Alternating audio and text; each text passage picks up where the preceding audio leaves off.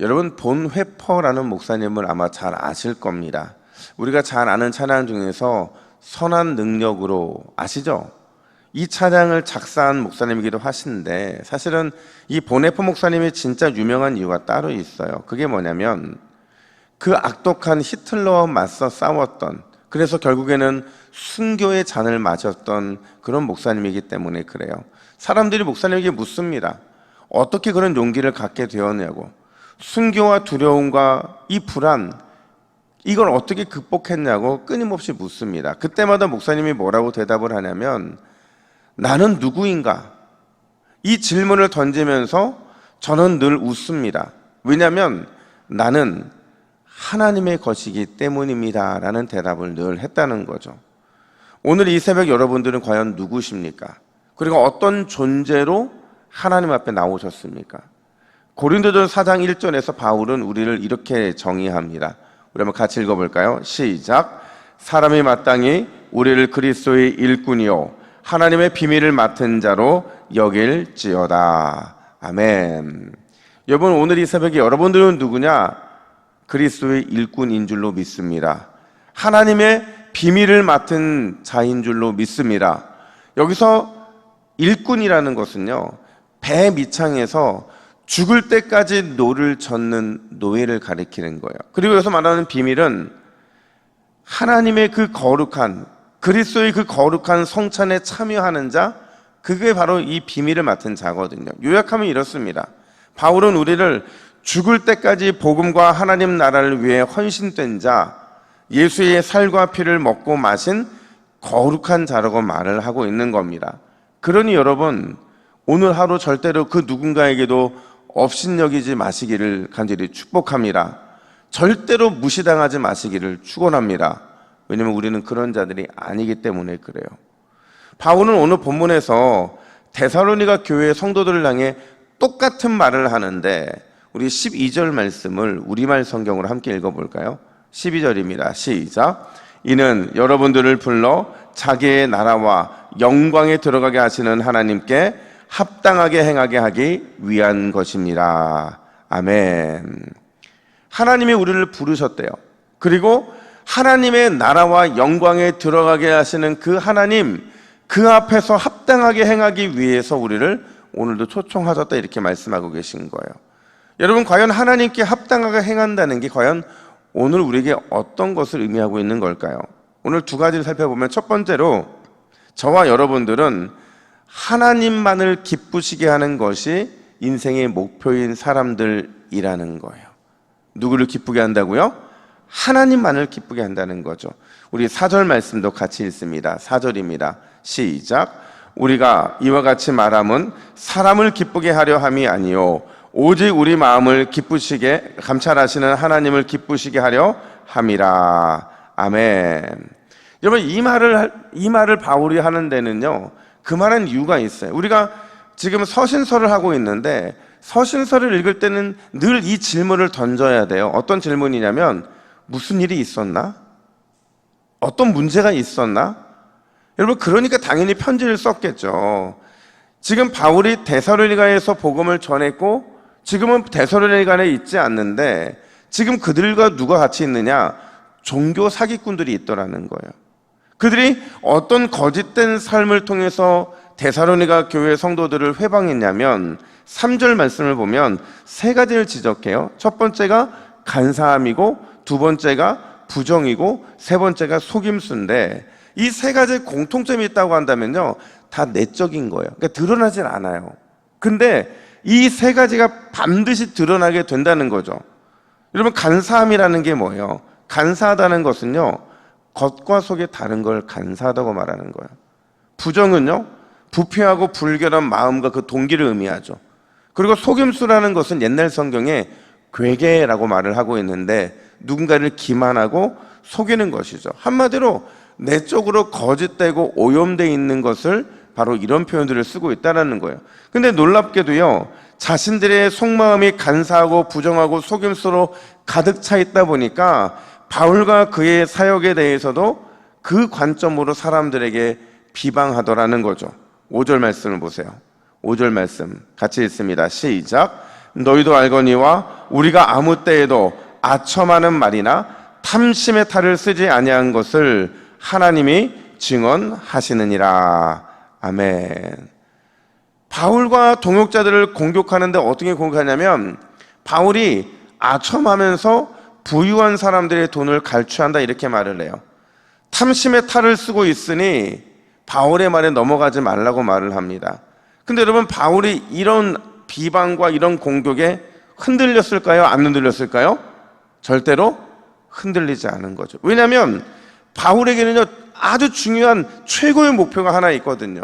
이 목표 때문에 단 한 번도 그의 마음과 그의 중심이 변한 적이 없어요. 그게 뭐냐? 나는 하나님만을 기쁘게 해드리는 사역을 한다는 거죠. 복음과 하나님의 나라에 합당한 삶을 살고 있다는 것을 누가 한다는 거예요? 하나님이 안다는 거죠. 그러니 교회와 성도들도 흔들리지 말라고 바울은 말하고 있더라는 거예요.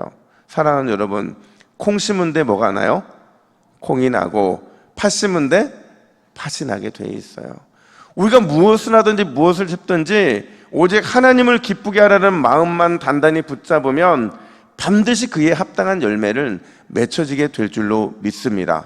근데 만약 사람을 기쁘게 하고 아첨하고 탐심의 탈을 쓰고 있잖아요. 그게 마음에 가득해요. 그러면 언젠가는 이게 드러날까요? 안 드러날까요? 드러날 수밖에 없는 거죠. 여러분, 오늘도 나는 하나님만 기쁘게 해드리겠습니다. 하나님 앞에서 살아가고 하나님 앞에서 말하고 행동하고 생각하겠습니다. 이 마음을 가지고 어디서든지 영적인 전쟁에서 승리하시기를 주님의 이름으로 축복합니다.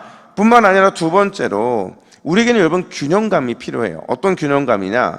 어미의 사랑과 아비의 사랑에 대한 균형감이 필요한 거죠. 여러분, 어머니의 사랑이라는 게 뭘까요? 어미의 사랑이 뭐예요? 어미의 사랑은 위로하는 겁니다. 가슴으로 품어내는 거예요. 모든 것들을 다 먹이고 이 사랑으로 품어내는 그 가슴, 그게 바로 어미의 사랑인 거죠. 그래서 시편 131편 2절은 이렇게 어머니의 사랑을 표현합니다. 우리 같이 읽습니다. 시작.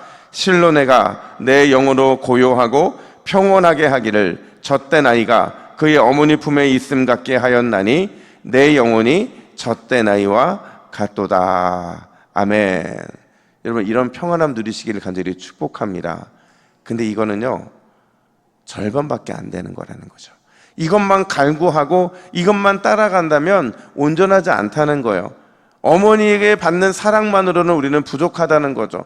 그럼 어떤 사랑이 필요하냐? 11절 말씀도 같이 한번 읽어볼까요? 11절입니다. 시작. 너희도 아는 바와 같이 우리가 너희 각 사람에게 아버지가 자기 자녀에게 하듯 권면하고 위로하고 경계하노니. 여러분, 바울은요 그리스도의 사랑이 온전케 되기 위해서는 어머니의 사랑뿐만 아니라 누구의 사랑도 필요하대요? 아버지의 사랑. 아버지의 사랑이 뭐예요? 가르치고 훈계하고 바로 자라나게 하는 것도 마찬가지 사랑이라는 거죠. 어머니의 사랑이 따뜻하게 품어내고 모든 것을 감사하는 사랑이라면 아버지의 사랑은 올바로 서게 하고 훈계하고, 그래서 쓰지 못하면 다그쳐서라도 그 길을 가게 하는 게 바로 아버지의 사랑이더라는 거예요. 제가 예전에 어떤 집사님이 저한테 면담 요청을 한 적이 있어요. 약간 그분은 좀 독특하신 분이셨는데 그분이 뭐라고 저에게 면담 요청을 했냐면, 그때 제가 부교육자 시절이었는데 목사님이 매주 자신을 설교로 때린다는 거예요. 그래서 제가 물었어요. 아프셨어요? 그때 많이 아팠다는 거예요. 그래서 어떻게 그게 목사님이 때리는지 했더니 그냥 목사님 대지 자체가 자기를 때린다는 거예요. 그래서 제가 뭐라고 반응했냐면, 2가지 대지로 맞았네요. 그러면 저는 한 10가지를 맞았는데. 무슨 말이냐면, 말씀은요 원래 내 안에 위로도 주지만 내 안에 도전도 주지만 뭣도 줘야 되는 거예요? 교훈도 줘야 되는 거예요. 그랬더니 그분이 제 말의 뜻을 이해하시는 거예요. 뭐라고 말씀하시냐면, 아, 목사님도 맞으시는구나 이러시더라고요. 그러니까 이 말 속에는 무슨 말이 있냐면, 말씀을 통해 주시는 하나님의 은혜가 말씀이 문제라는 겁니까? 우리의 마음밭이 문제라는 겁니까? 마음밭이 문제일 때가 훨씬 많이 있다는 거예요. 여러분, 설교로 때리는 게 가능할까라는 질문은 늘 저는 스스로에게 합니다. 설교로 누군가를 때리는 게 가능할까?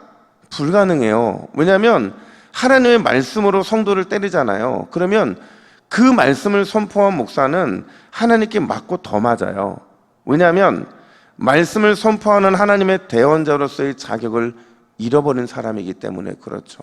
근데 제가 전통교회에 있으면서 건강하지 못한 전통교회에 있으면서 들었던 가장 많은 말이 바로 이 말이었고, 건강한 교회로 갈수록 가장 안 나오는 말이 바로 이 말이었어요. 왜냐하면 마음밭이 변하기 때문에 그런 거죠. 여러분, 말씀 때문에 아프면 아비의 사랑이 나에게 임했구나라고 생각하시기를 주님의 이름으로 축복합니다. 어미의 사랑만이 채워지면 여러분 건강할 수가 없어요. 아버지의 사랑과 어머니의 사랑이 함께 임해야 영적 어린 아이의 모습을 버리고 우리가 온전함으로 자랄 수 있기 때문에 그런 거죠. 제가 오늘 아침에 이렇게 올라오면서 우리 김순희 권사님하고 같이 걸어 올라왔거든요. 걸어 올라오면서 제가 이런 생각이 들었어요. 우리 권사님 저보다 한참 연배도 많으시고 저희 어머니와 같은 그 정도 나이 되시거든요. 근데 제가 권사님 손을 붙잡고 제가 속으로 이런 마음을 했어요. 그래도 나는 권사님을 사랑하는 목자고, 그리고 권사님은 내 양이다. 이거 맞아요, 틀려요? 맞죠. 아무리 장로님이라도, 아무리 권사님이라도, 아무리 나이가 90이 됐어도요, 말씀을 가지고 서는 사람과 함께 말씀의 가장 좋은 곳을 나누면 하나님께서 그 사람에게 아비의 사랑도 어미의 사랑도 반드시 채워주실 줄로 믿습니다. 그게 은혜인 거거든요. 여러분, 성도는 늘 두 사랑의 샘물을 먹고 자라야 건강하고 좋은 나무가 돼요. 오늘도 따뜻하고 품어주시는 어미의 사랑과 가르치고 교훈하는 아비의 샘을 먹고 그 풍족함 속에 건강한 신앙인으로 성숙되시기를 주님의 이름으로 축복합니다. 우리 함께 기도의 제목을 같이 읽습니다. 우리 함께 읽습니다. 시작. 주여, 오직 하나님만 기쁘게 해드리는 성숙한 성도의 삶을 살게 하옵소서. 아비의 사랑과 어미의 사랑의 샘을 기쁘게 마심으로 어린 아이의 신앙을 버리게 하옵소서. 아멘. 함께 기도하겠습니다. 하나님 아버지, 오늘도 은혜의 샘을 마시기를 간절히 원합니다.